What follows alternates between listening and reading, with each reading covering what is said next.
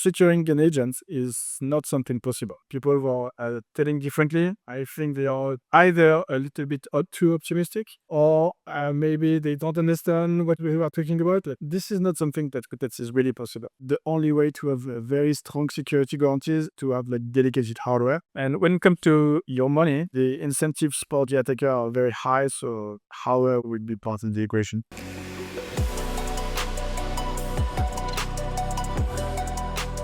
AI agents are already managing our email, they're scheduling meetings, they helped me write this talk track, and in some cases, they're executing transactions, including financial transactions. Giving an agent access to your systems means delegating execution power inside your security perimeter. And the current model, with software permissions, API keys, trust scopes, has no physical verification layer. Maybe it should. Welcome back to Chain of Thought, everyone. I am your host, Connor Bronsden. Today's guest has spent over a decade at the intersection of cryptography and hardware security. He runs one of the world's most unusual security teams, a group whose job it is to break into his own company's products before attackers do, which is always a blast. And his view on AI agents and enterprise systems is differentiated from most security leaders that I've talked to. It's not add AI to the defensive stack, though we may talk about that a bit. It's rather that the problem is architectural, and you need hardware in the loop. Charles Guillemet is CTO of Ledger. He built and leads the Donjon, Ledger's internal offensive security research lab, and before Ledger, he spent a decade in cryptography and hardware security, including designing secure integrated circuits at Tiempo and working at France's National Research Organization. Charles, welcome to Chain of Thought. Are you joining us from France today? Yes, definitely. I'm currently in France. Fantastic. Where are you based? I actually don't know. I cannot say it. Okay. Yes, that is very fair. And I think that speaks to the security postures that you have to handle in your work. Yeah, OpenSec is important. Yeah. Yeah. Well, let's dive right into it then. I mentioned at the start of the show, but why do you think hardware-backed authorization is necessary in today's world? Yeah. So let me try to rewind a little bit. I think so. AI is a huge opportunity. It unlocks plenty of new things. It unlocks plenty of new science, new research, new use cases, and it's incredibly exciting. Um, but when it comes to security, it's equally an opportunity and a threat. Uh, I like to say that a system is secure if you achieve to create an asymmetry between attack and defense. If breaking your system would cost more dollars than what you could retrieve as an attacker, then your system is secure. It's the economic angle. You also have the timing angle. If you need 10 years to brute force my password, and in 5 years my account is no longer relevant, then the system is secure. And before AI, maybe before last year, finding vulnerabilities was extremely difficult, and exploiting them was also very difficult. And with AI, all of this is changing rapidly. Now we see that finding vulnerability is very easy. You just have to prompt code and ask it, please find a vulnerability on this service and make no mistake. The make no mistake part is important. And just like this, it will find vulnerability. So if you're a security researcher, you will have more enhanced prompt and a better security harness. Basically, finding vulnerability is trending towards zero, which is an issue because now we're recreating this asymmetry between attack and defense is incredibly difficult, and we are seeing this. We are in the very beginning of a big security Armageddon. We can see this in the blockchain world, in DeFi, but also in every single IT. Maybe last year, extracting the database of any e-commerce website, no one would do it because it would have taken, I don't know, 2 months for a talented security researcher.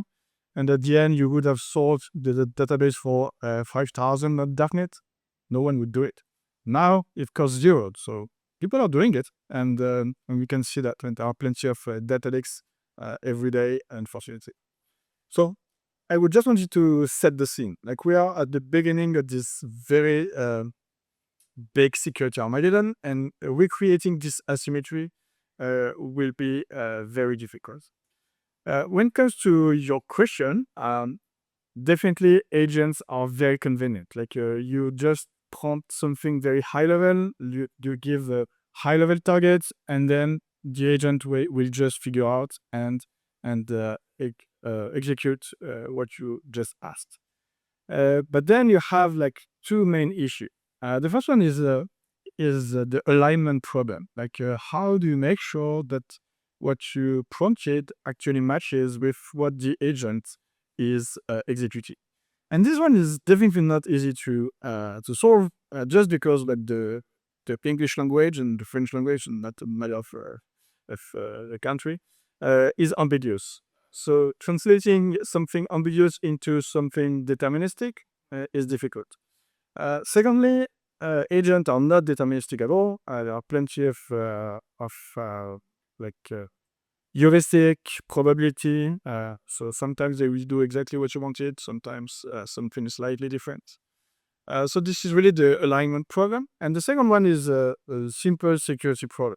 Like, as soon as you want to ask your agent to do stuff with your data or with your value, then it means that you need to provide credentials, API keys, or even your 24 words when it comes to crypto.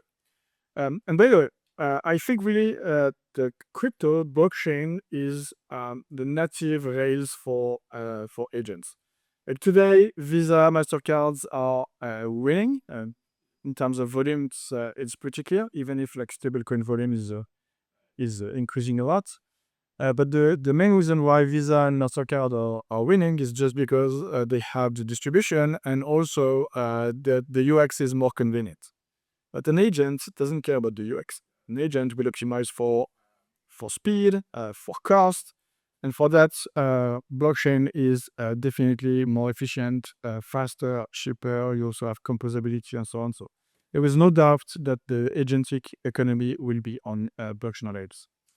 And finally, what I wanted to say, so you want your agent to do stuff on your behalf, but you don't really want to give your credentials to your agent, because securing an agent is not something possible. Like, people who are telling differently, I think they are either a little bit too optimistic, or maybe they don't understand what we are talking about. Like, this is not something that is really possible. So what we would like to do is rather like delegating rights to an agent, so that the agent can do stuff freely within this context. So you could define policies and so on, so that the agent we would respect those policies. And above, outside of these policies, then you might want to, as an individual, to verify what kind of transactions, we talk about financial transaction, your agent would like to execute. And then there are two main security problems there. On one side, you have the policy engine. It's not that easy to do, like to design a secure policy engine. For various reasons, again, it's difficult to create intents, like the formalization of intents, and make sure that an intent actually match with a specific action. So creating this formalization is not that simple. It's doable, but not that simple. And secondly, when you like approve such a policy, like how do you trust the system that will approve this policy? A good idea would be to use like a hardware enforced signature. So you are using your Ledger device, for instance, to review the policy and sign it, so that the policy engine is certain that this policy comes from you, and then the your agent can access to a resource that belongs to you. So this is a model. And the other one would be like the keys themselves. So again, like I wouldn't give my private key, my crypto private keys to an agent, because for sure I would lose everything that is behind this private key. Either it would do like action that I didn't want it to do, or like an attacker would be able to prompt inject the agent so that it reveals the keys. And this is not something hypothetical. There are plenty of stories like this on the net, on the internet. And recently on Twitter, there was an account that was prompt injected just by tweeting to the account, and I don't remember how much money they lost. But again, so you really need to create like a strong field with a policy engine that is harder enforced.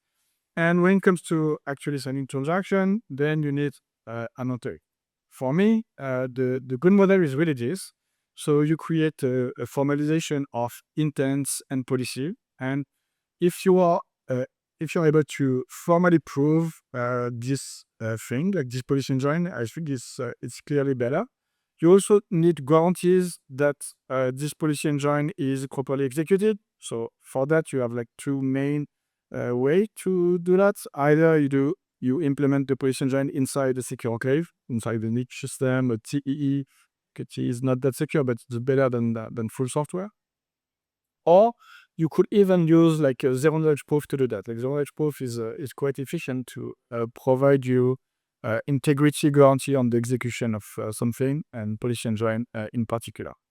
And when it comes to the keys should live in a secure enclave so that whenever the agent is proposing an intent, it goes through the policy engine, and the secure enclave receive this approval that comes from the policy engine, and then the secure enclave can simply issue the signature for the transaction.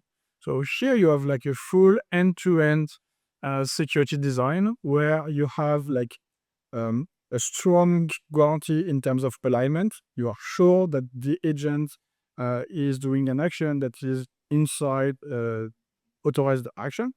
And the second one is security, like the keys stay in an enclave and the enclave doesn't sign anything if it's not approved.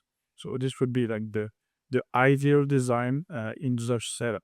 But again, it also depends like what you want to secure. If you just want to secure, I don't know, like $5 every per day because there is a not less than $5, maybe you can put the private key that secure your $5 inside the agent because you don't really care if it's stolen. So it's also a trade-off between like what you want to secure and how much you spend into the design of the security of your agent again.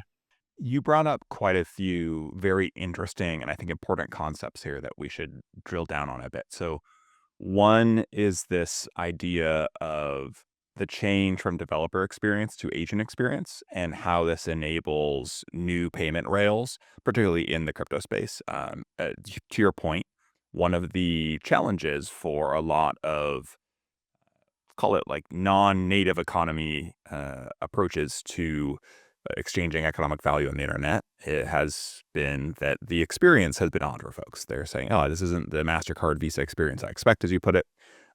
And, transitioning to something like Solana, Bitcoin, whatever you pick here can be just it's got a learning curve, if nothing else. Whether or not the actual application is developed well, whether or not the rails are developed well, even if they're faster, even if they have cryptographic benefits, there are challenges there. But now, with the preponderance of content out there about how to operate, I'll take a Solana wallet here as an example because it's one of the more popular currencies that has high speed and low transaction cost, and there is a whole concept now around agentic capital that has been discussed because we are now designing for agent experience and they are able to go execute these things on our behalf. But to your point, this creates a lot of risk. And you brought up another really interesting concept here around this idea of zero knowledge proofs and actually ensuring that agents have authorization, or humans and their agents have authorization in these areas. Can you expand a bit on what's actually required to validate success here, and maybe talk a bit about how at Ledger hardware is built into that workflow of validation? Yeah, sure. So for the first item, I think it's really important to highlight this. Like today, we don't even notice this anymore, but we are using always the same rails when it comes to payment, financial transaction, just because we are used to it. But they are far from perfect. That you cannot do a wire transfer outside of weekdays, outside of business hours. It takes several days. It's costly. Like all of this, same with Visa, Mastercard, and so on. But we are just very used to it, and this is the reason why we use them. Um, when it comes to but when you want to use your money, like you don't really care about there's raise. You are just used to it. But now tomorrow, you are going just to prompt to your agent to buy a flight ticket, and you won't say to your agent, please use this credit card or this account or whatever. You just want to pay, like, and the agent will just like create this abstraction layer so that you don't even have to think about where your money is and so on. You just want your money to be secure and your transfer to be fast, cheap. You don't want to have high fees and so on. And the complexity of the UX and the learning curves and so on, you don't care. Like it's the problem of the agent. And for by the way, for the agent, it's not the problem. Like all of this is the same. A Visa is not like more complex or more simple than using Solana or whatever L2 on Ethereum when it comes to paying anything. So like let's really think like this. Like and when it comes to the benefits as a user, like it's faster, cheaper, composable, and so on. Like everything is better. So on this, I think there is really like no doubt. It's really just a matter of time. But agent will use wallets like everywhere to do financial transactions. And the second is really about like the having guarantees in the execution of code. At the end, this is really what we want to achieve. And at Legion, we are using like secure enclave for two different things. So a secure enclave is a piece of hardware that has like different guarantees. And the main guarantees are on one side you have the confidentiality of the secret that you put inside. So at Ledger we are using like two types of secure enclave. We are using like a secure element. This is like a tiny integrated circuit that you find in your passport or in your banking cards, but also in the Ledger product. I don't for those who can see the video. This is one of the Ledger products, and inside this there is a secure element. So it's a very tiny chip and an integrated circuit that is completely designed for security. Like you don't have much flash, you don't have much RAM.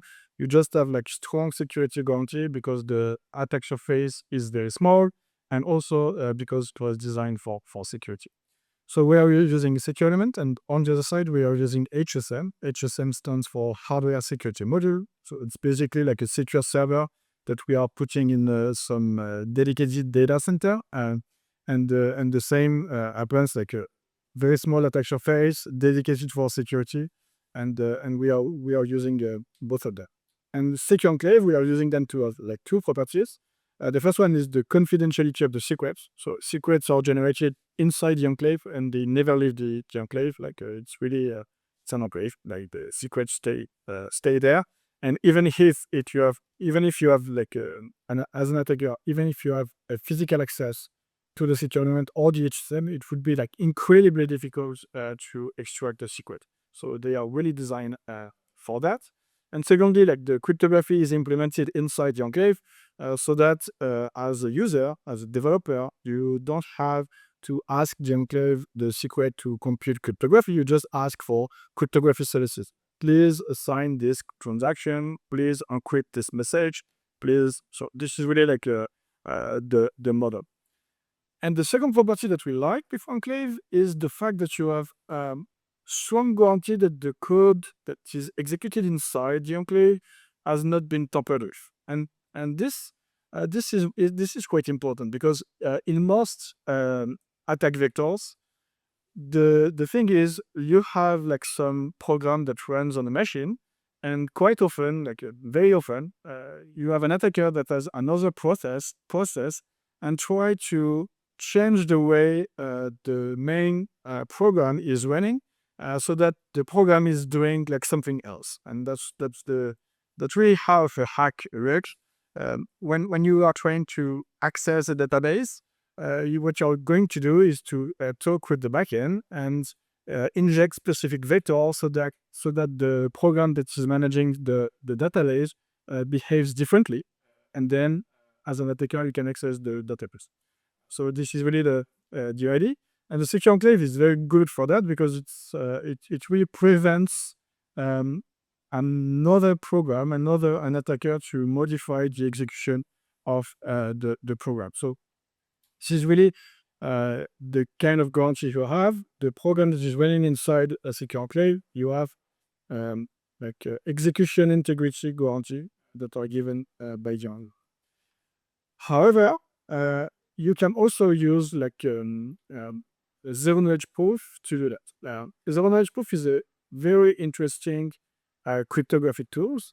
At the beginning, that was designed for a very different reason. Zero knowledge proof were designed in order to create a proof of a property without giving you like information on the data itself.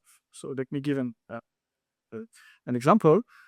With zero knowledge proof, I can prove that I'm 18 without revealing my birth date. So this is the kind of property that you can achieve. And as an observer, I just have to verify your proof, and I'm certain that you didn't lie.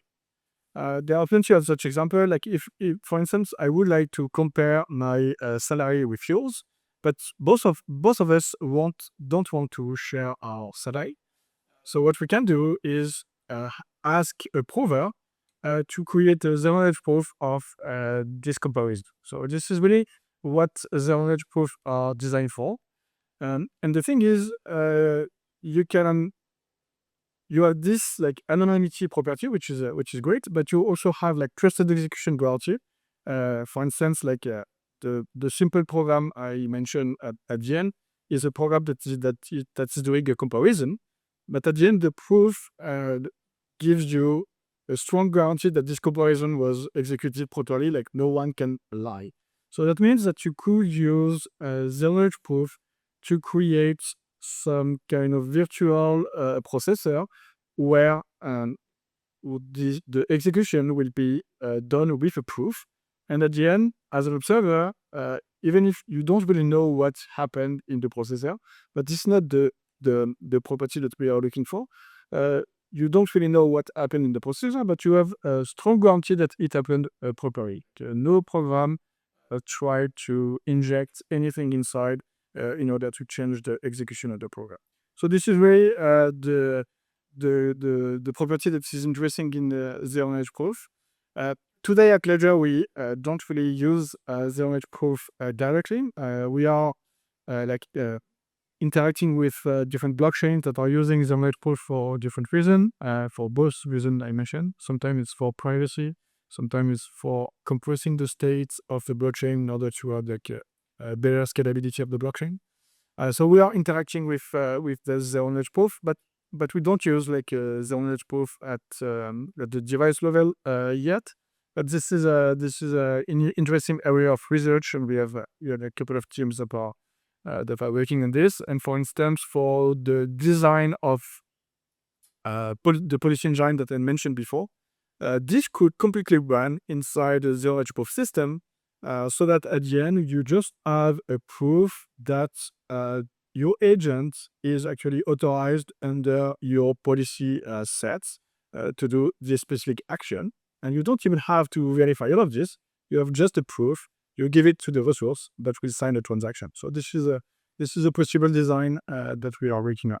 Yeah, I think zero net or zero knowledge proofs are really fascinating for this space because it just enables so much behavior that you couldn't otherwise. I mean, you brought up earlier in the show OPSEC, where you're like, yeah, I'm in France, but I can't really share my location.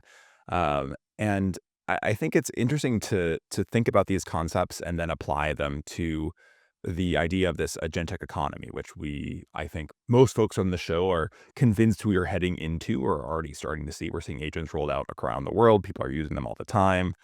They are increasingly being put into products where people don't even realize it's necessarily an agent on their behalf, depending on how involved they are with it. And being able to prove the agent's capabilities and capacity to do something is really important. So, I mean, the example I've always loved is the idea of like, if I have a safe that you can observe me unlocking, you can see that I've managed to unlock the safe, whether or not you actually get to see the combination. And I can now validate that, hey, I have the ability and the right to do this, or at least I have the capacity to do it. Whereas you don't necessarily need to know how explicitly it gets done. And this is really important when we're thinking about the operational security for agents. And given how non-deterministic they are, given their ability to go out and cause trouble as well as do a lot of very positive things for us, I think it's very important. So while I think there are many people who are listening to this show, or I think probably most, who are thinking, okay, yes, agents are going to take over. We're going to use them for so many things. Totally agree with that. I'm not convinced, and maybe my listeners will prove me wrong on this, that they all agree with us that the next phase of the economy is going to include agents driving financial transactions, and in particular, driving financial transactions on the blockchain. That's something I've started to dig into, and I'm becoming increasingly convinced, though I think you're farther along than I am on this, that there is a need for much faster, much more efficient payment rails for the agentic economy. And it seems like some of the technologies that we have in the blockchain and crypto space are going to enable that, both from a validation perspective. It feels like it's almost been waiting for this agentic economy, in my opinion. But I know there are listeners who are going to push back on that and say, "Oh, this doesn't make sense."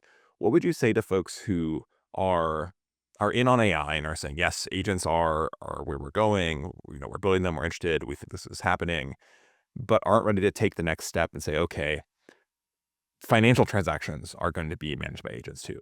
And by the way, the payment rails need to change to enable that. How would you communicate with that maybe skeptical audience? Yeah, sure. So first of all, the reason why people could be skeptical that agent won't do financial transaction for them, this reason is just about security. This is just a matter of security. If you say an agent buy this flight for me, and at the end you are sure that the agent will do whatever you wanted and won't lose your money, then there is no problem with that. You prefer saying to an agent that you want to fly to New York on the 25th of this month, rather than going on the website and selecting all of this that takes time, never direction, so on. So if people are reluctant to that, just because they have a doubt that something could go wrong. So definitely, and they are correct. For now, it's possible to do it, but not that safe. So we, as a community, as an ecosystem, we need to make this experience safer and more secure. And when we get there, people will be more at ease to do that. And it completely reminds me. So I'm starting to be old. It completely reminds me at the beginning of the 2000, when people were reluctant to buy anything online. Like that was the case. People were like, "Oh, I'm going to lose my credit card information. I'm going to lose money. No one will deliver my package at home." So that was really the atmosphere at the time, and now no one has any doubt about that. This is the normal way to buy stuff on the internet. So like humanity needs time to process, to understand how new technology works and so on. The thing is that now everything is going faster, so the adoption would be clearly faster. So you have the security and the safety part. And to your point about blockchain as a payment rail, a financial rail. Uh, so again, what's the reason why people have doubt today?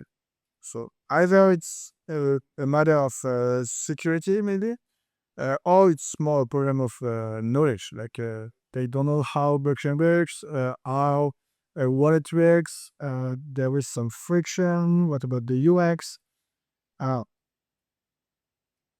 but first of all, people have no idea how Visa and Mastercard works. Like you don't have to understand the blockchain to use it. Like, you don't have to understand Visa to use it.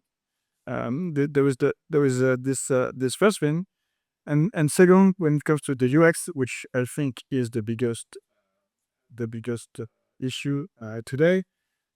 So people are reluctant using blockchain just because the UX is different. It's new. It's not always perfect. I have to admit it, and we are trying to improve it, obviously at Ledger. But today it's not completely perfect compared to the traditional payment rails, let's say. But again, when it comes to the agentic economy, like your agent doesn't care at all about the UX.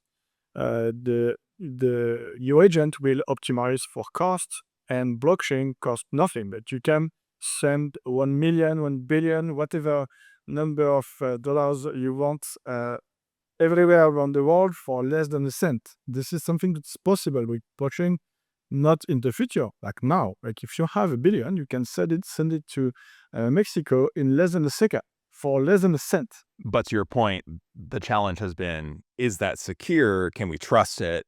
And that's where I think there's plenty of innovation happening in crypto space, but also, is it accurate? Am I sending it to the right wallet, for example? And so I think this is where exactly what you're talking about as far as, we have to be considering what's going to block agents and blocks humans from trusting those agents.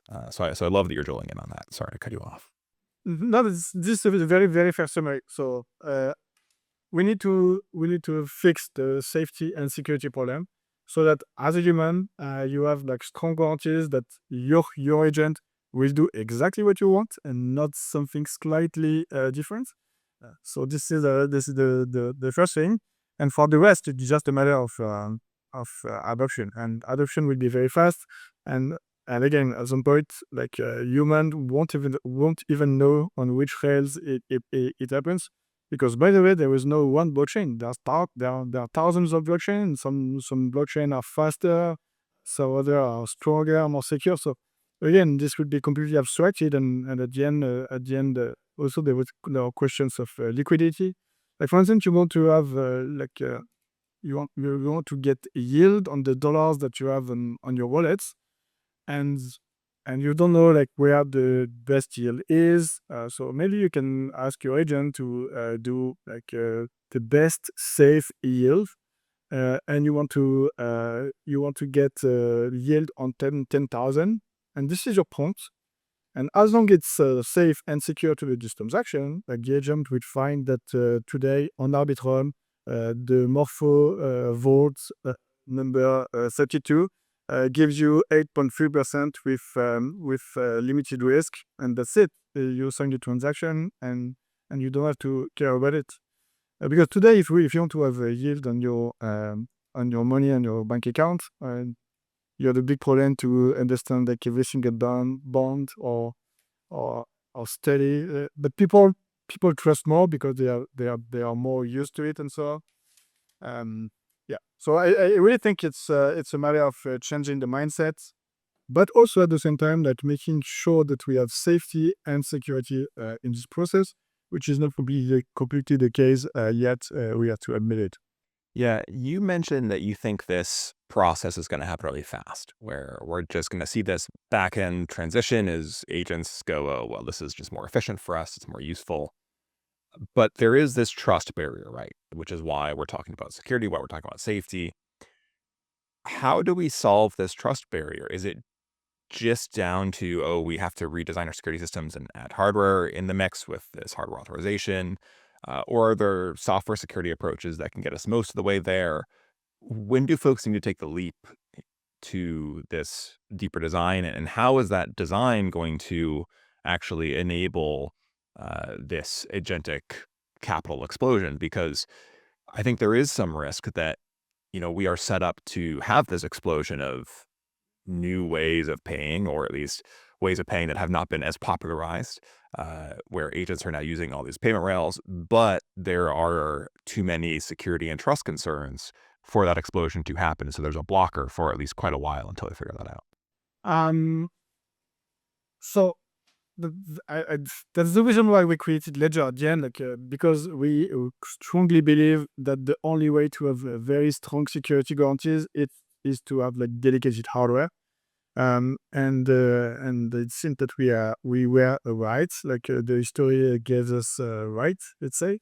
Um, so yeah, so this would be like my premise.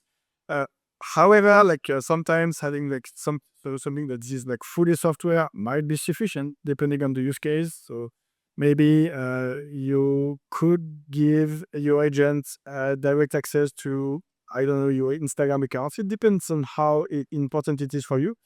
And without hardware guarantees, if your Instagram account is very important, maybe you don't want to do that better.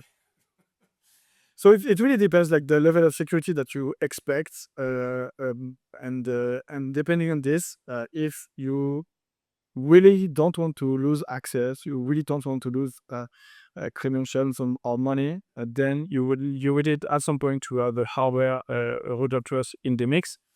And when it comes to your money, the incentives for the attacker are very high, so hardware would be part of the equation.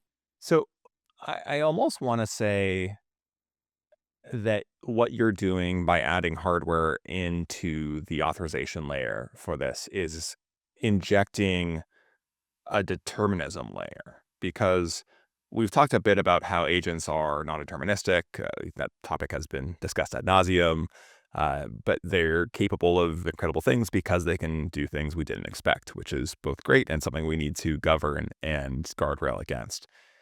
And so I think what you're saying is, okay, let's inject a level of determinism where there are simply constraints based off of the hardware authorization that is provided, where an agent has to operate within those constraints.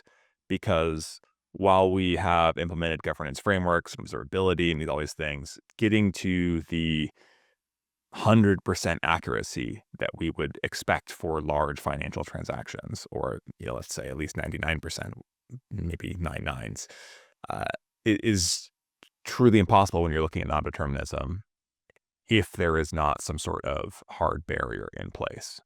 Yeah, I think it's another way to put it. Definitely, hardware gives you determinism. Determinism because like everything is set in stone with the hardware at the engine, like it's physically set in stone. Or And metal, but matter, just see what I mean.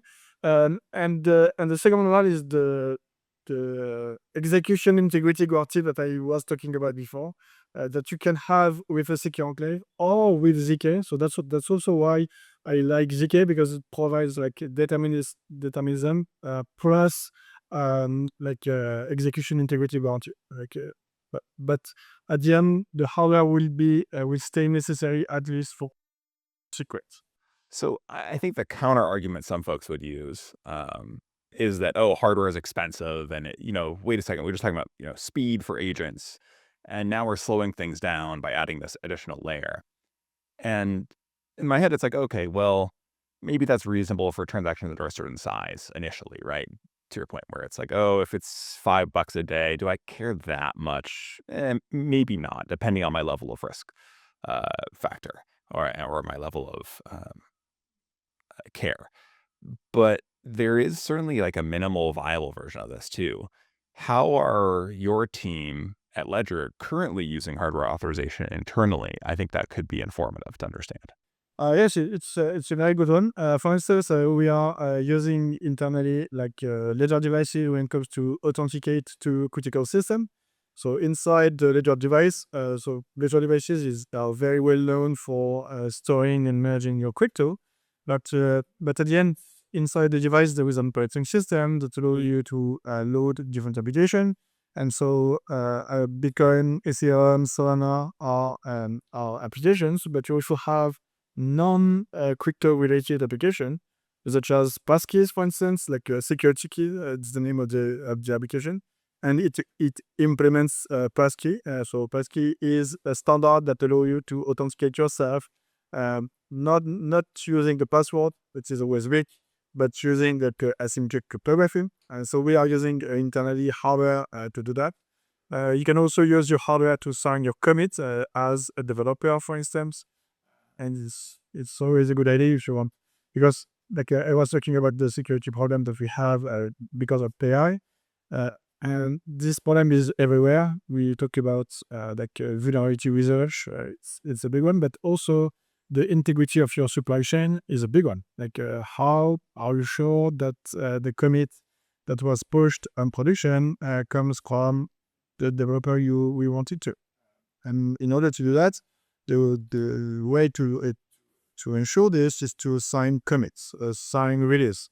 And at Ledger, when we sign commit or releases, at these releases, not every single commit are signed with hardware. They are all signed, but not with hardware, not all with hardware.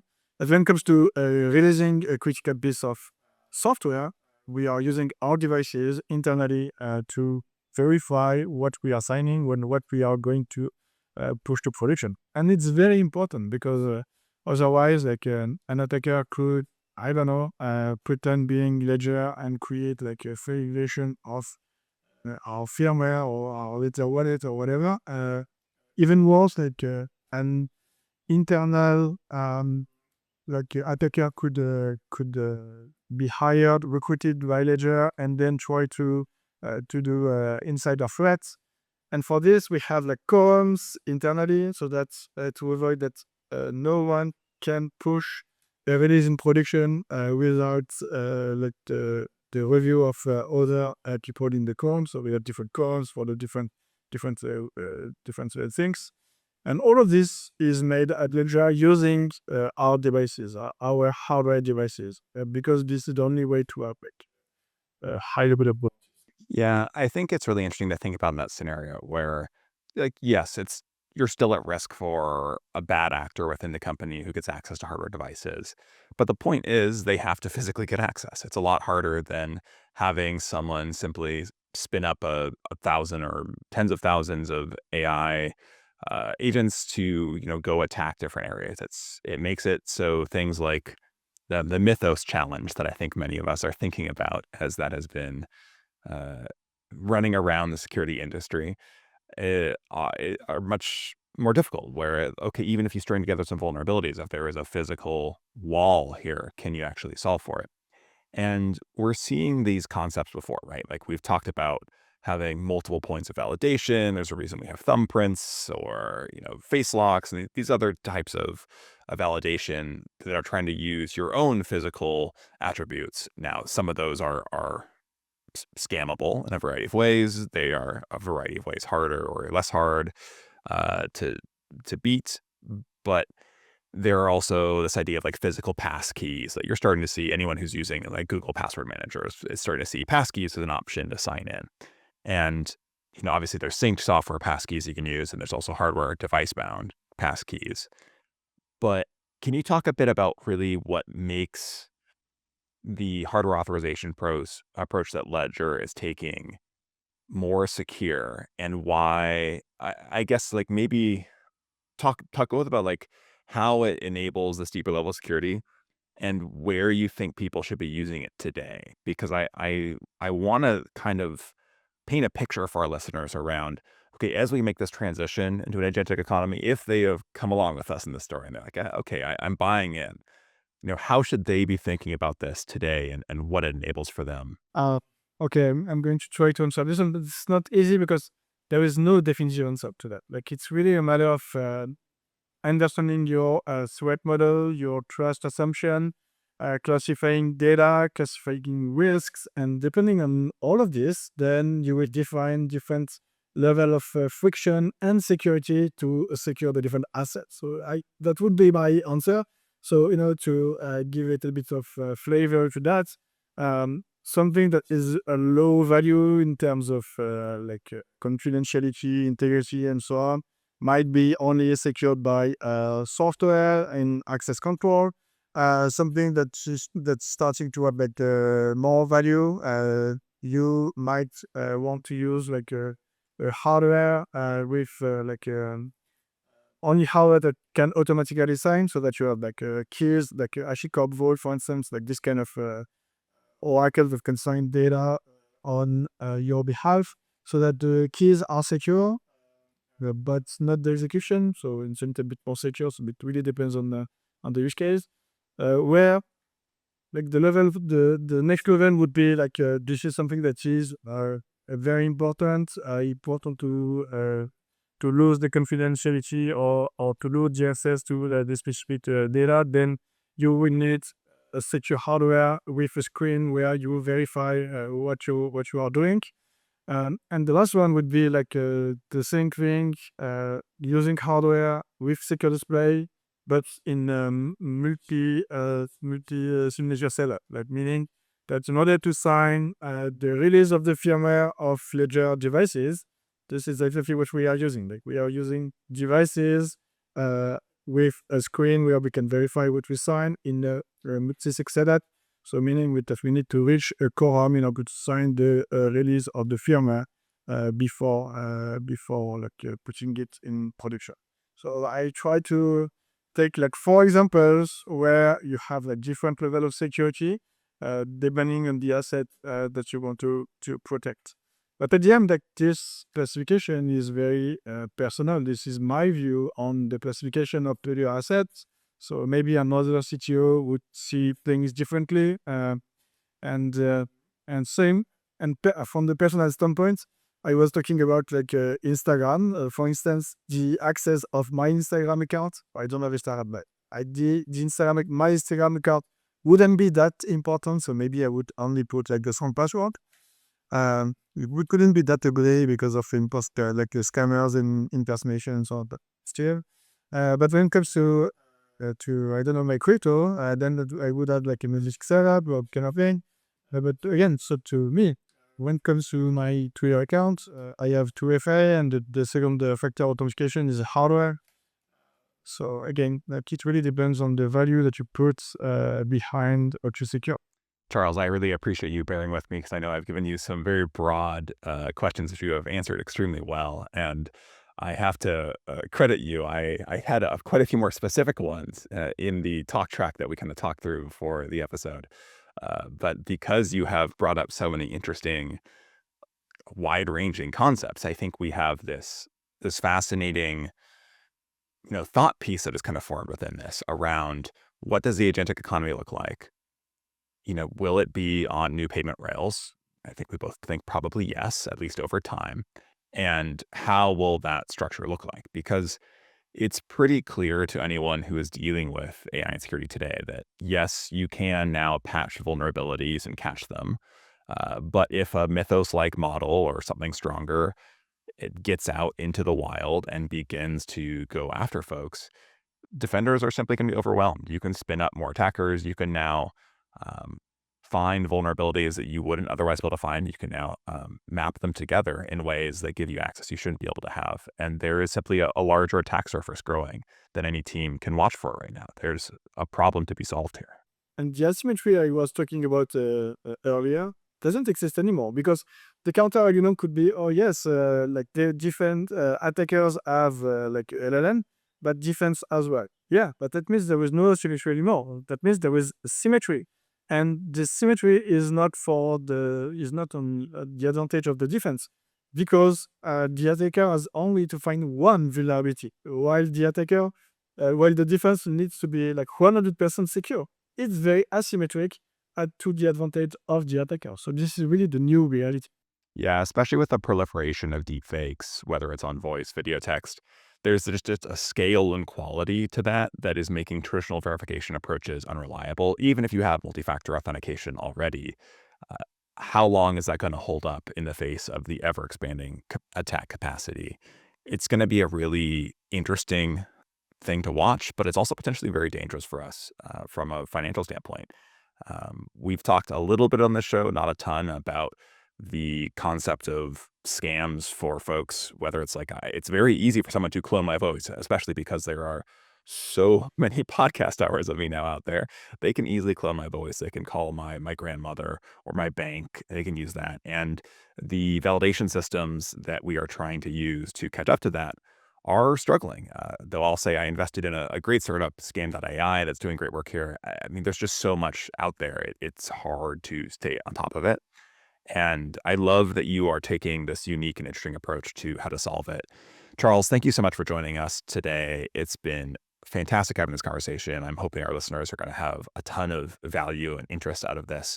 What are some closing thoughts you want to share with the audience about how they should be thinking about the new agentic economy and how to stay safe in it? It's a difficult one to conclude.